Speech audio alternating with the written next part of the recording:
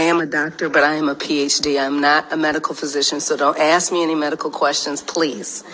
I am the descendant of slaves and indigenous people. And because of that, I am here to urge our representatives to support HB 248 because I remember history and I do not want to repeat it.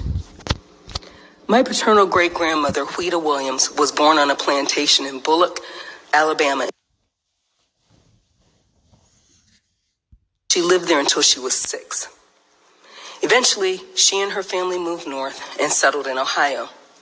I knew her very well, and I used to visit her a few times a month. She died when I was 11 years old. My maternal grandfather, Joseph Tolliver, had to leave Birmingham, Alabama with his brother William because they were so outspoken about discrimination and equality for blacks that they were repeatedly threatened with lynching. So Joe and Maddie, his wife, also moved to Ohio. Prior to leaving the Magic City, which is what my grandmother, Mama Maddie, used to call Birmingham, because she thought when she came north that there were all these cows and fields and stuff. She said they used to wear gloves to go to the grocery store, so she couldn't understand how the north was so much better than the south. Okay? But prior to coming to Ohio, she was a Sunday school teacher at 16th Street Baptist Church.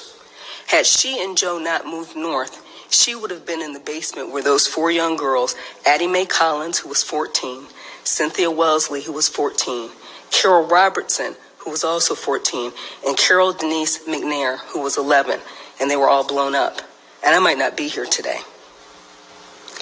My parents, Nina and Kenneth, did what they could to stand for justice and equality during the civil rights movement so that I, when I was born in 1968, was free and had the same privileges under the law as everyone else. But a vaccine mandate will change that. Any student of history clearly sees the distinct parallels between segregation due to race and segregation due to vaccine status. Inherent in this discriminatory practice is the understanding that what is happening in COVID or whatever the next fear-driven narrative connected to illness is will become the next battle for civil rights. Government-sanctioned discrimination based on skin color is no different than government-sanctioned discrimination based on vaccine status. The unvaccinated will become second-class citizens just like blacks once were. During the civil rights movement, blacks fought against unjust laws. Today, citizens are fighting against the tyranny of government officials and the bullying from people in their daily lives who expect them to relinquish their God-given freedoms upheld in the Constitution to the state and to obey mandates, mere words of men, which are not laws. In slavery, blacks were masked for several reasons: to dehumanize, to shame, to silence, to isolate, to punish, to emphasize otherness, and to incite fear. Blacks also had to show their papers to prove that they had freedom of movement off and on the plantations owned by their masters. How are the COVID masks, social distancing, tracking and tracing, and vaccine passports of today any different than the tools used by the oppressors of yesteryear? They aren't.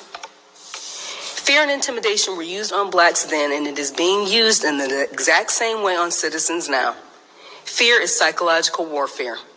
When the mind is controlled by fear, then one's body and movements can also be controlled.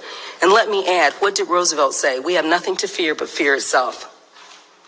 Lockdowns, masks, tracking and tracing, and vaccine mandates are abusive because they are systematically stripping away the freedoms of citizens to choose for themselves the best course of action for their health.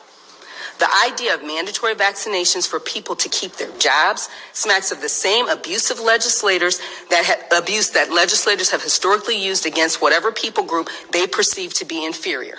Forced vaccinations, medical passports, tracking and tracing are all forms of medical apartheid. And I would encourage you to read Harriet Washington's book, which I have in the back, that's called Medical Apartheid. I have several physicians in my family.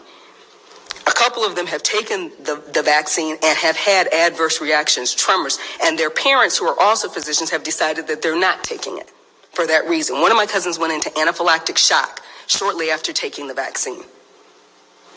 These processes are obviously discriminatory, and it's horrific to think that what people are enduring today is a repeat performance of the past. Will COVID or future illnesses and all that they entail spark a new movement for equal justice under the law? Currently, disparate treatment runs rife across this nation, spreading like wildfire. Demanding in exchange for job security and participation in society, the injection of medical treatments that are devoid of both FDA approval and legal recourse when damaging side effects occurs is draconian at best and